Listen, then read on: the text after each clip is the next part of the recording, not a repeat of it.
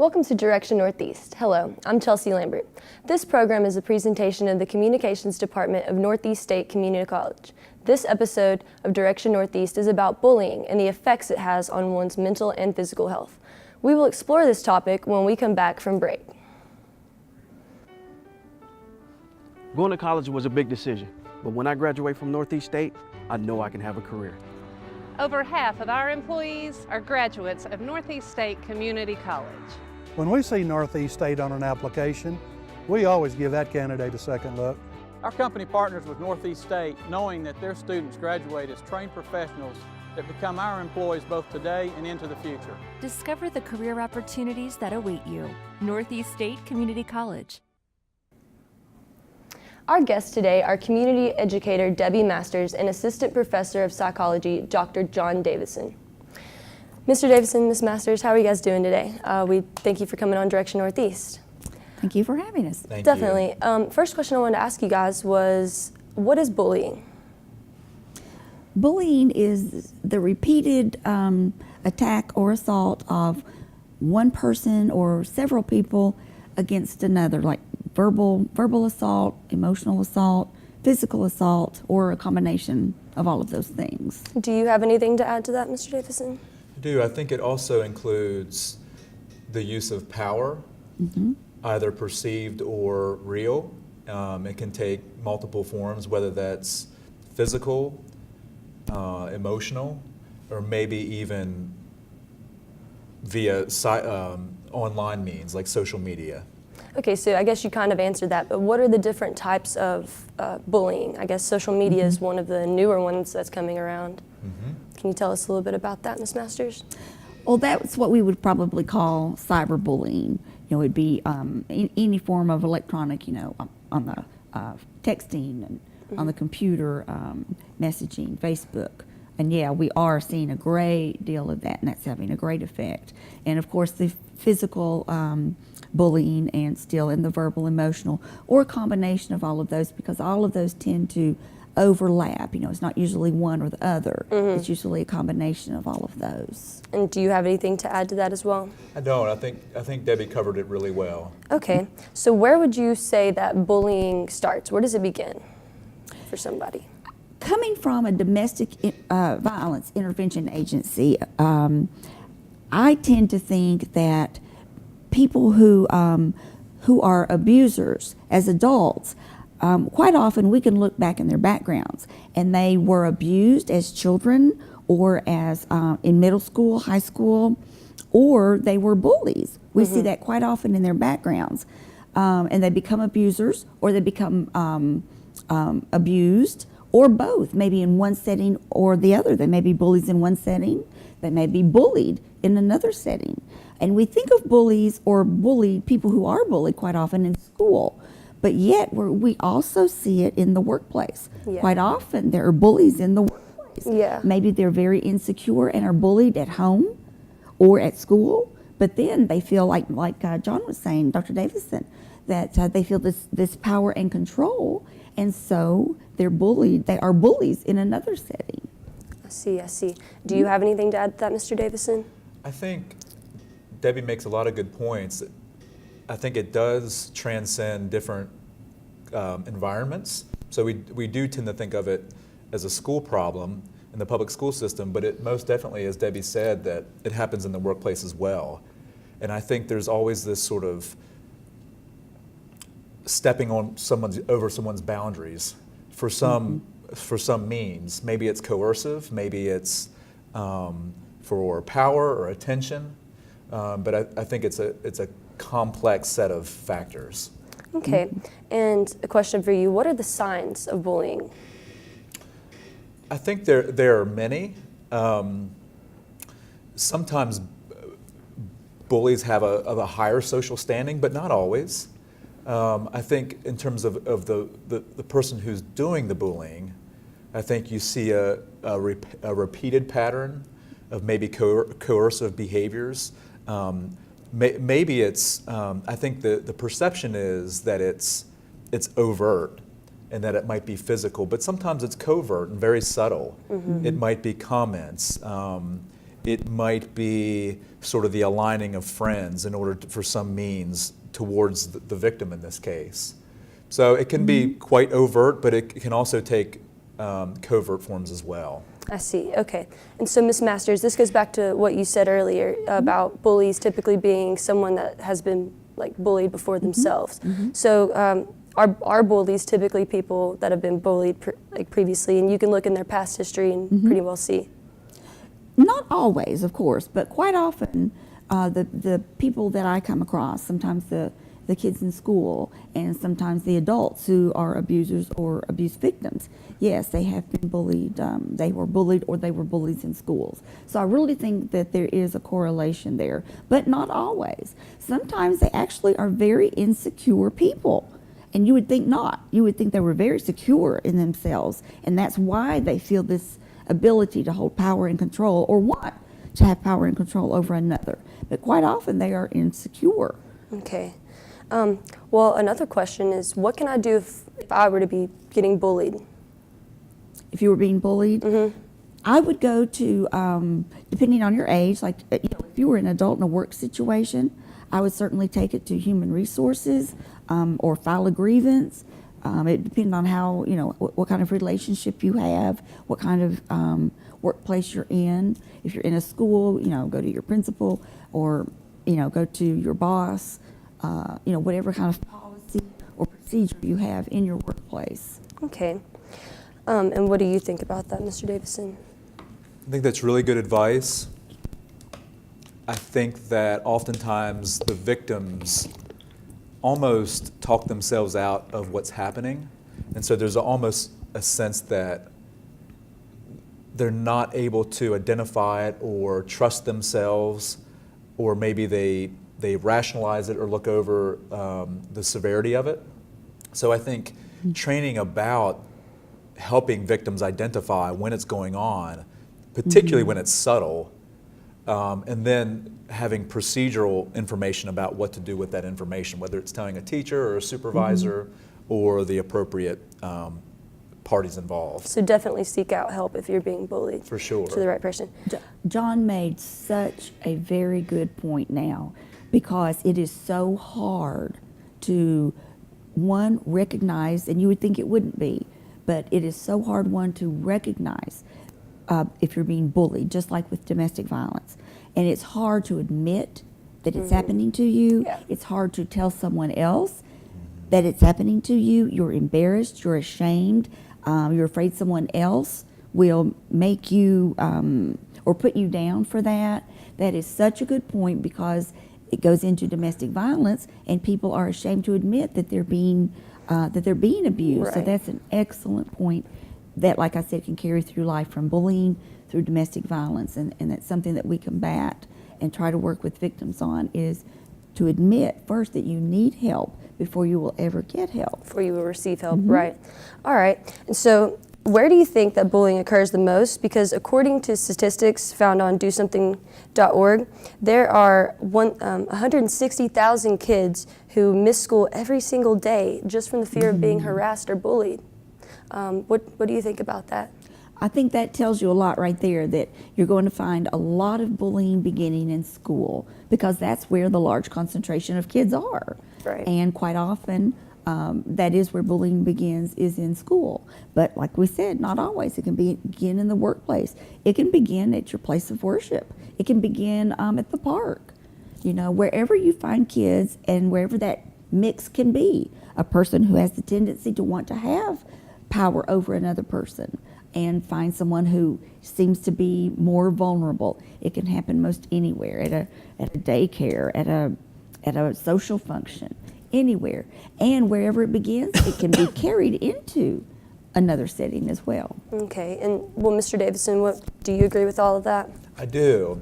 I think we often look at bullying in terms of, we look at it from an individual perspective. Maybe we identify people who are prone to bullying, but I often think of it, because of the extent and severity of the problem, I think of it more as a symptom of a larger problem.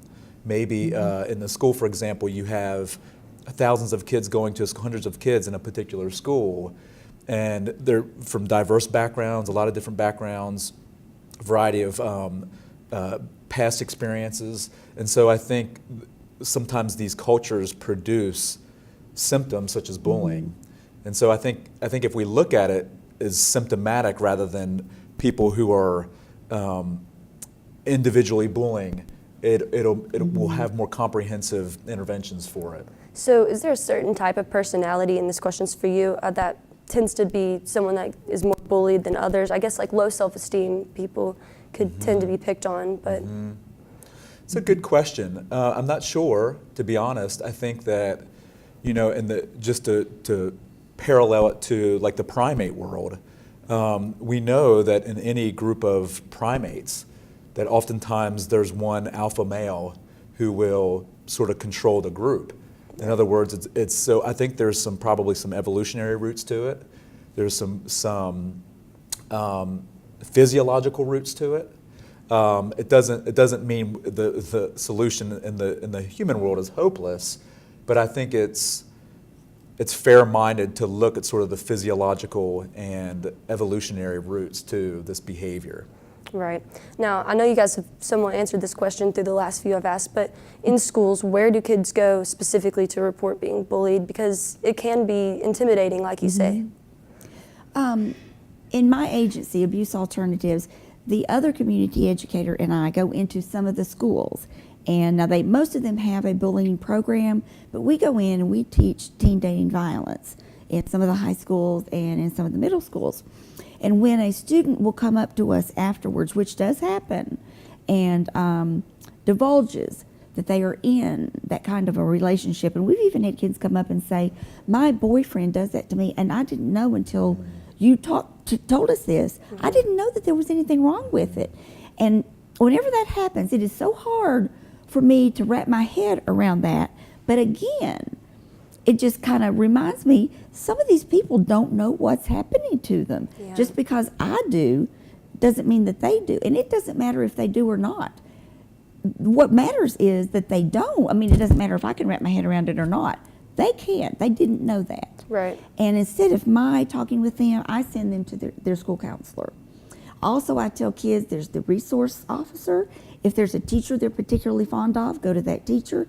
I encourage them to go to their parents. They may not feel good about going to their parents. Even to go to a friend and maybe take the friend, go to a counselor, go to a resource officer. Gotcha. The resource officers I have found are usually really nice, kind people. You don't think they would be because they represent law enforcement, but quite often they are. And I have followed up with counselors who say, yeah, so-and-so did come to me. And then, of course, they don't say anymore. Right. And I want to add one thing, too. I'm also finding that kids who are bullied sometimes are from a violent home. All they see is violence. All they know is violence. So that's all they know. That's how they treat other people. That's what they take into their own relationships. So they're only repeating what they know. They're only doing what's familiar to them. So that's the kind of relationships they have in school. Well, so say if someone is afraid to go and talk to somebody or doesn't really have friends or just the means to get in touch with anybody, let's see, is there a hotline or something for those people to call, like, you know, an abuse hotline or something There like that? is a 24/7 child abuse hotline that they can call, because any child who is growing up in a violent home is being abused, whether a hand is laid on them, whether an unkind word is ever said to them, whether they're being abused in any way at all by that abusive parent. They are a victim of abuse because they are growing up in it, they are witnessing it, they are internalizing it, and they are taking it into their own relationships. So they are victims of abuse. Then our agency, the Abuse Alternatives, has a 24/7 hotline. It's manned by trained people who work for Abuse Alternatives. We never close. Okay, and so like what do you guys offer those people? Whenever they call, do you just offer like counseling or? Counseling, referral and information services, court advocacy. We have a very comprehensive array of services. Now for children, of course we have shelter, that's our biggest program. Children can come into shelter with their abused parent, whether they're male or female. We provide the same services for men that we do for women. Okay. Of course, if it's the child who's being abused or the child who's calling, that referral would go to Department of Children's Services. You know. Okay. And Mr. Davison, so are there any laws against bullying or harassment? It's a good question. I'm not sure, to be honest. I really don't know. I don't know if it's, and maybe the fact that I don't know suggests that it's not clear. It's not clear if there are laws. Maybe organizations don't have, or schools have clear policies on bullying and what constitutes it, and reporting measures and things like that. But I don't know. Okay. What do schools do as far as like disciplinary action in cases where kids are being bullied, and what would be considered an appropriate consequence? Of course, if a child is physically bullied, that's considered assault, and charges can be filed, and the police can be called, and will take that child away. Of course, parents are called because the child is a minor. Most schools have anti-bullying pledges, that kind of thing, and do school-wide anti-bullying campaigns, and that's pretty much all that can be done. Kids can be expelled for long periods of time, short periods of time. Parents are always called and involved in the process. They try to do all and the most and the best they can do, but until there's a physical assault, or if there's a physical assault, there's not much they can. Okay, so Mr. Davison, are schools, are they required to educate students on bullying? I think so. I think they are, and I think a lot of them are making really good attempts to educate. Or bully prevention. Bully prevention, educate students and faculty and themselves on the signs of the symptoms of intervention strategies. I think it's just as important too, as Debbie said, that oftentimes there is a very strong relationship between the child's home environment and then his or her tendency to bully.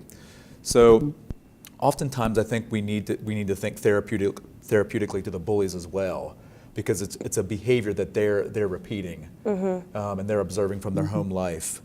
So, but to answer your question in short, I think schools are doing a great job of tackling this problem. And so, well, how do you investigate bullying, since it's one of those things that you kind of got to be careful about, since, if the bully finds out, they're obviously not going to be doing it anymore. So, Ms. Masters? Do you mean if you suspect, or if you know that there's a bullying Let's going on? just say you actually know that it's going on. Probably what I would do is go straight to the student who's being accused of bullying. I would bring anyone into a conversation, and just confront the bully, and not mention the child's name who reported it. At first, I would definitely involve the parents. The reason that the parents need to know, because the child's a minor, but also the parents are very much involved in whatever that kid is doing, especially if that kid is hurting another child. And then take appropriate action from what I find out, and just definitely keep an eye on that child. Okay, and so let's see here. Have you noticed, Mr. Davison, a rise in cyberbullying? It's hard to say. I think that I would imagine so. That would be my guess, just given the revolution of social media. I just think there's more opportunities for it. I don't know what the data suggests, but my guess would be that there's no question there's been a rise in it, just because social media has become a part of the landscape of how we socially interact. Would you go to someone different for if you were being bullied like over the internet, cyberbullying, versus going to your school counselor or someone? That's a good question. I think that I think maybe you would start with I think parents are a great place if students feel, or if their children feel safe to do that. I think school counselors and teachers are always a great resource. I'm not as familiar with online resources for that. I know they're out there. So I really think the resources are there, but it's really about educating about that this concern or fear is real. And once we deliver that education better, people and kids will feel more at ease with reporting it. All right, and this is a question for both of you guys here. What does bullying do to the victim mentally and physically? Oh my goodness. Sometimes it's a slow erosion of self-worth, self-confidence, self-esteem,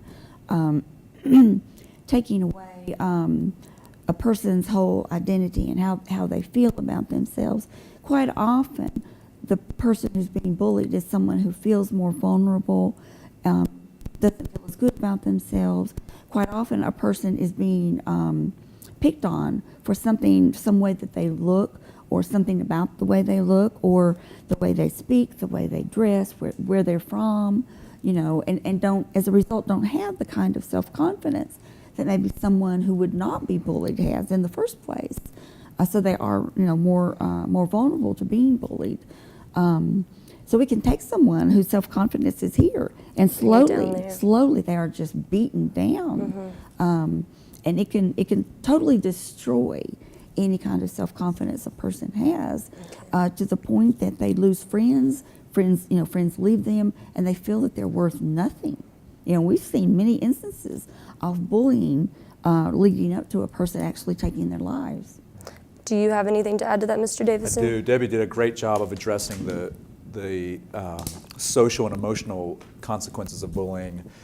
Research indicates now that at a neurological level, we know what happens when somebody is scared, that their brain sort of goes into protection mode, and the judgment centers over their brain effectively gets shut down. So if you look at that in a school system, you can't learn if you're scared. At a neurological level, you can't learn. At a biological level, we know when people are bullied, their body responds as if they're under a threat. And so all sorts of physiological processes happen, like cortisol gets released. The body prepares itself for a fight. And so long-term exposure to that has long-term consequences.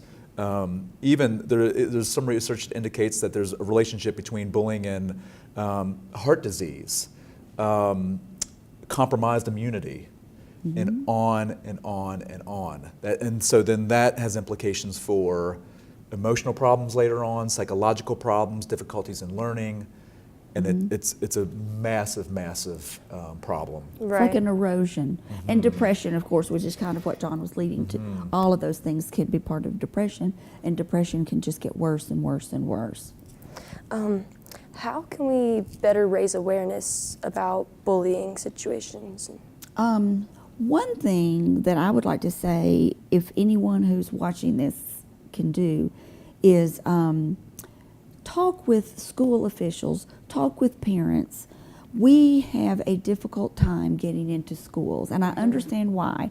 I'm a former teacher, public school teacher, and schools are under pressure to perform, and of course we want our children to perform. We want them to do well on testing, of course.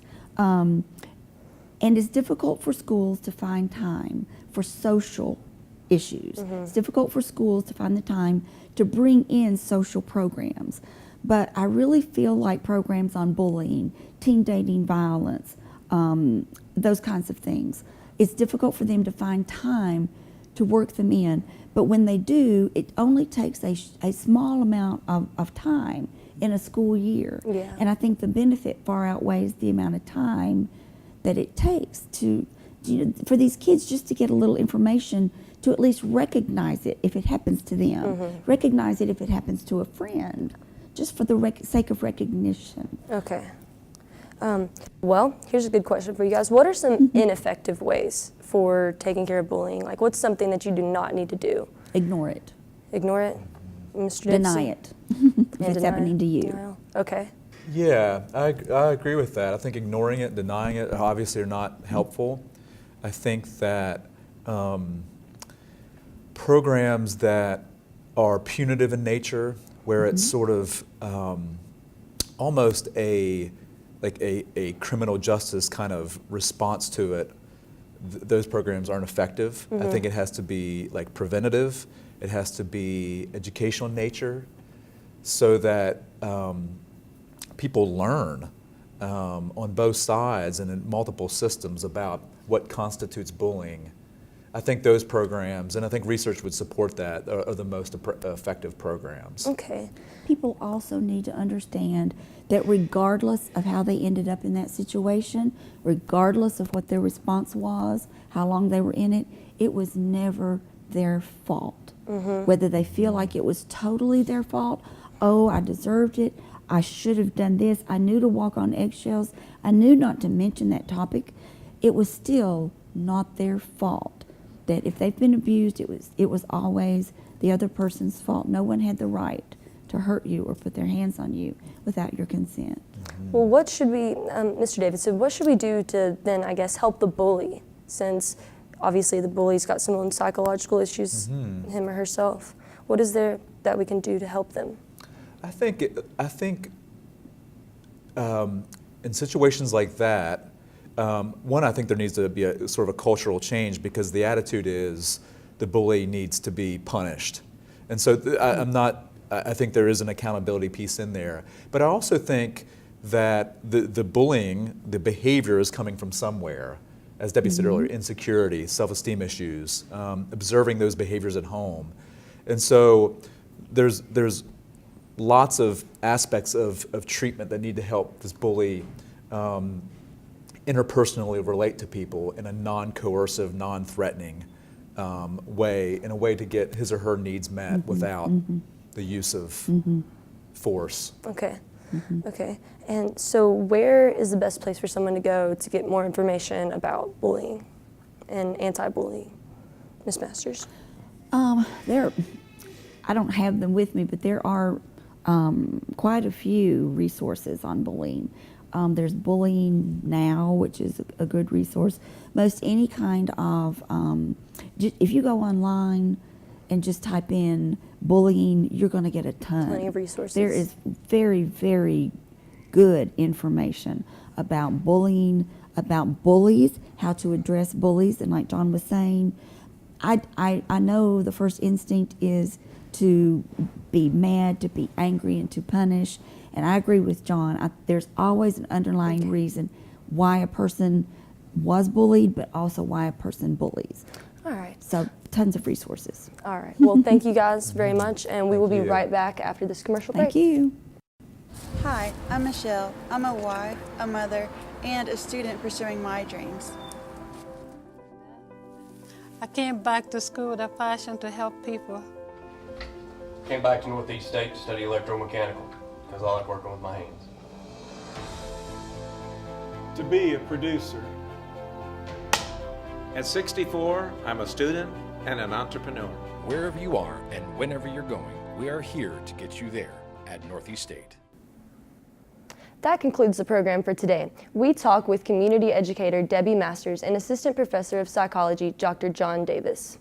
Community is very important to the students and staff at Northeast State Community College, and this program takes a look at a few of the subjects that they find important. Until we meet next time, on behalf of the students, staff, and faculty here at Northeast State Community College, I'm Chelsea Lambert, and this is Direction Northeast.